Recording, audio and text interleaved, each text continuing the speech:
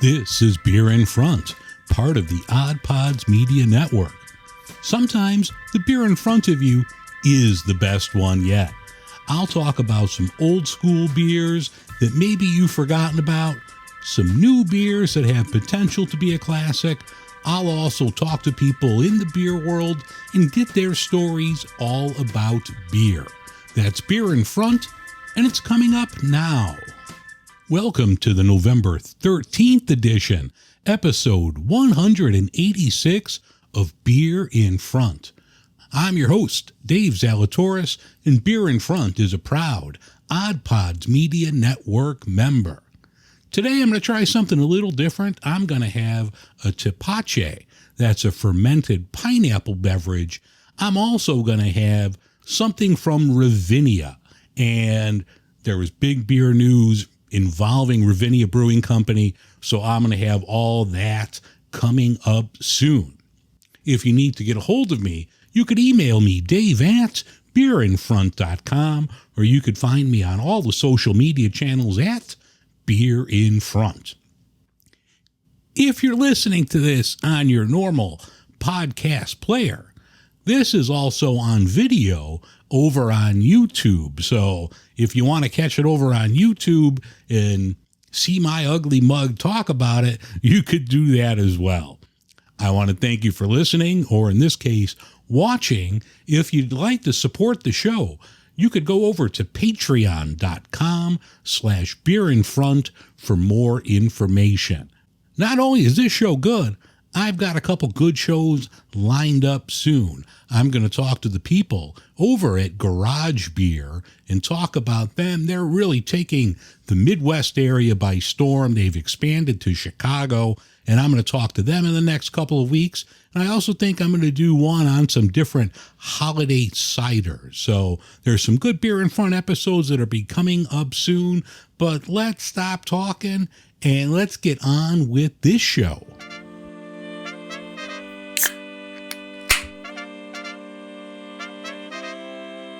The big beer news this week was the Ravinia Music Festival suing the Ravinia Brewing Company, alleging that the brewery violated their trademark. Here's my Ravinia story. About 12 years ago, I went to go see the B-52s and the Go-Go's over at the festival. They have a seating area where you could view the stage and this big lawn area where you could bring a picnic. You can't see the show from the lawn area, but you could hear it and have a picnic. When I say picnic, it's so bougie. You're not just bringing a picnic. It's not just your normal picnic stuff.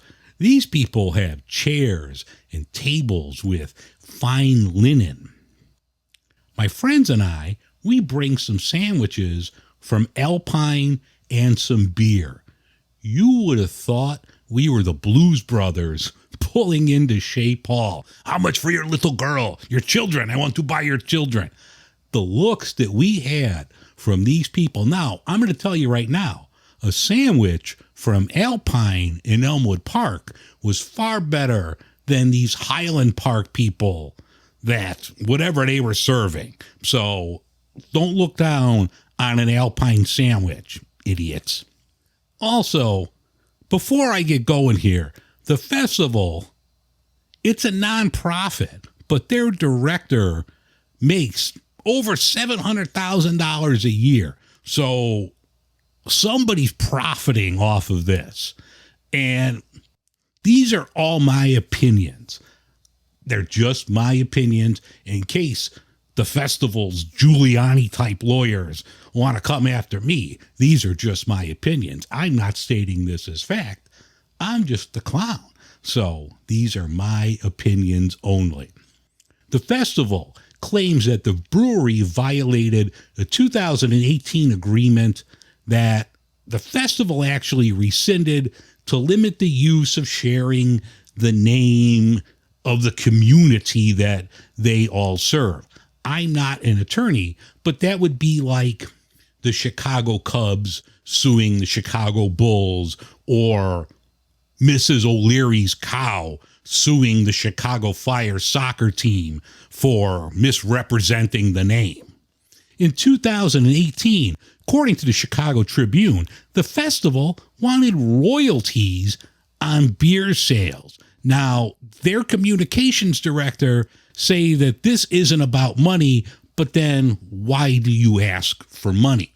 Area residents wanted the brewery, and they actually had a meeting, I guess, at the festival just a day or so ago, and area residents of the Ravinia area were, I guess, kind of upset at the Ravinia Festival for going through this. So good for the residents of the Highland Park, Ravinia area for standing up for the brewery. You know, this is publicist speak when the festival talks about its diverse all-star lineup and that there was actual confusion in the marketplace when the brewery started having some guy play the guitar on Thursday. I don't know how that could cause confusion, but according to the festival, there's actual confusion going on about this. Now, the brewery claims they have not had the guitar player perform in a couple of years, so I don't know what the festival's talking about. The thing that gets me is that the festival claims that the brewery, and I got to read this because it's a quote unquote, they were brazenly promoting itself. Now, the owner's wife on her own personal social media feed took a picture of them having a Ravinia beer while they were at like a Counting Crows show. So it wasn't the brewery's social media feed. It was the owner's wife on her own personal feed. But this is brazenly, such idiots. I mean, you're clowns. Now, the Ravinia name was used before the festival. It was the name of the community. It was annexed into Highland Park 100 and some years ago.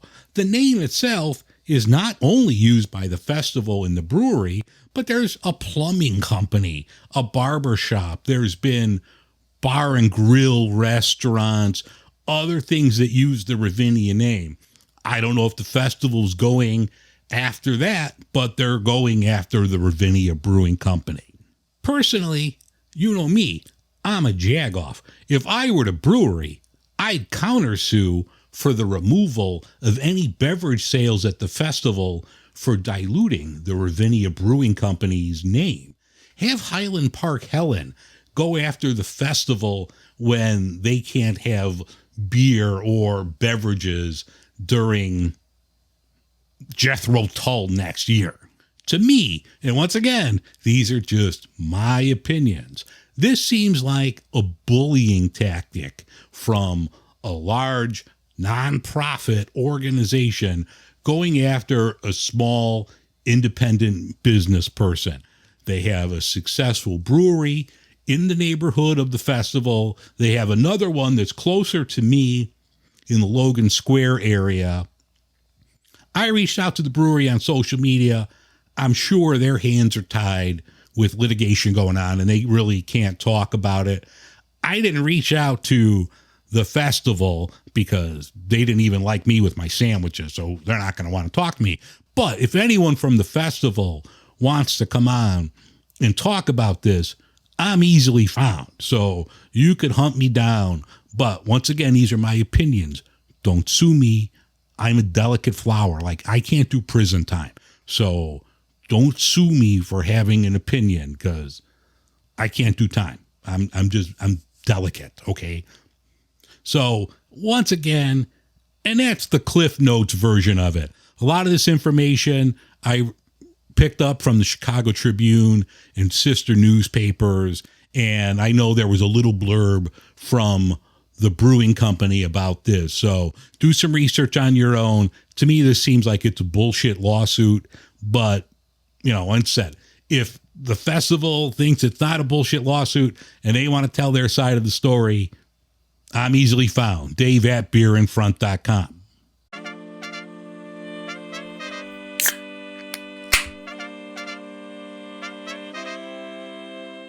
Craft beer and brewing is one of my favorite magazines. They came out with the best of 2023 edition earlier this week, and I'm thinking my postal carrier is a beer person because I haven't received that in the mail yet. So if you're my postal carrier, please deliver the latest edition. Of the top 25 beers on the reader poll, Sierra Nevada's Pale Ale topped the charts at number 1. This was followed by Pliny the Elder and Two Hearted from Bell's. Some great beers in there. Locally, Goose Island's Bourbon County brand stouts and New Glarus's Spotted Cow made the list.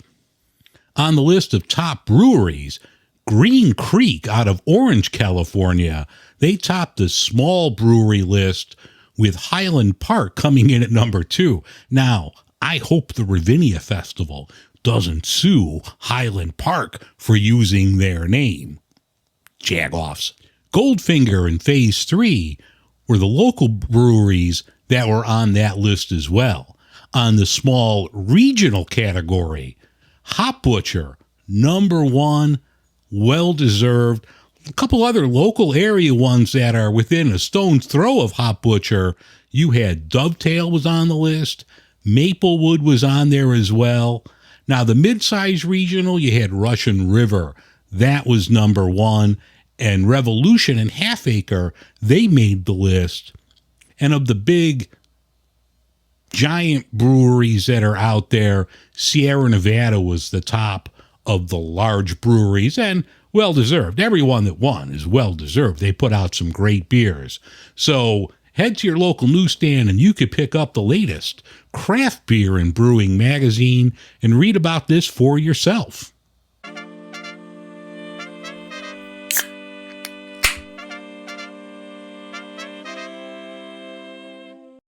We interrupt this program to bring you a news blast. Michael Jackson's ghost seen at a Yankees game. Cinnamon Toast Crunch, now with a shrimp in every bite. Lil Uzi Vert's head diamond has been sold on the dark web. Stories like this and more can be found at the EverTrending Story, a podcast where we peruse the news and write a fun fictional story for you. Find us wherever you download podcasts and follow us on the socials at EverTrending Pod, and we are proud members of the Odd Pods Media Network. All right, the beer in front is from Ravinia. This is Taco Fest. This is a Mexican-style lager, 4.5% alcohol. They use Saz hops on this. I am a big fan. I have had this before, and I do enjoy it. So let's bust open the Taco Fest.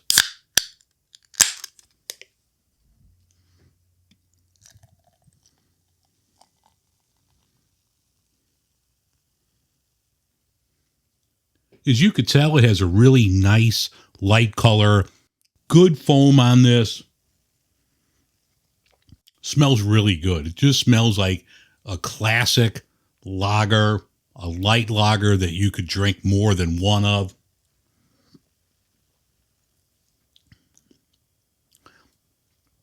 Really good. Very clean, very crisp, refreshing. I think it tastes great.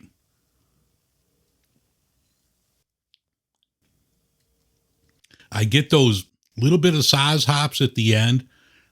It's really just a great crushable beer that you should have more of. Whether you're going to have one of these like on a patch of grass somewhere or just in your own, the comforts of your own home. Say you want to listen to some Tony Bennett or classical music. I think this would be the perfect beer that you could have for those type of situations. But no, you definitely, when you see Taco Fest, you got to put it in the cart. It's a great beer from Ravinia. Please support them right now. I think it's a great Chicagoland brewery. They have 2 locations, one in Highland Park, one in Chicago in the Logan Square area. But no, Taco Fest, you know, I've been kidding around a lot this episode, but in all seriousness, it's a really solid beer. All of the beers that I've had from Ravinia have been really great. So if you see it, you got to put it in the cart.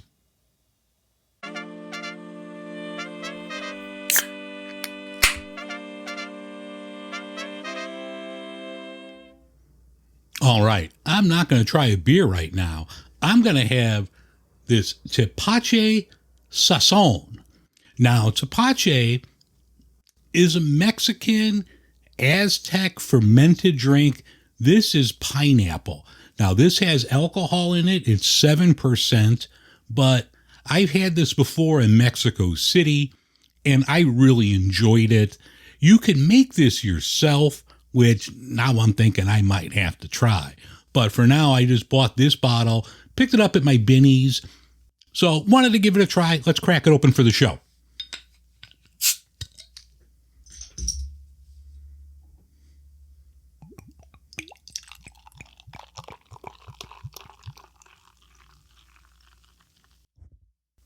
Oh, this Tepache has a really good color. If you can see on the video here, it's a nice color. Really smells good. I get that nice, fresh pineapple aroma. I think it smells delicious. That's really good. You get the sweetness and a little tartness from the pineapple. The pineapple doesn't taste fake at all. It has that nice natural pineapple flavoring. No, that's really good. Like, I would definitely drink this again. And now, like I said, I might just have to try to make this myself. That I have my home brewing equipment. I might have to just go to Costco and buy a ton of pineapples and ferment this. But I think it's really delicious. If you want to try something different, a little change of pace, I would definitely go pick up this Tepache. Try to put it on the camera here. This Tepache Sazon. It's really good. Put it in the cart.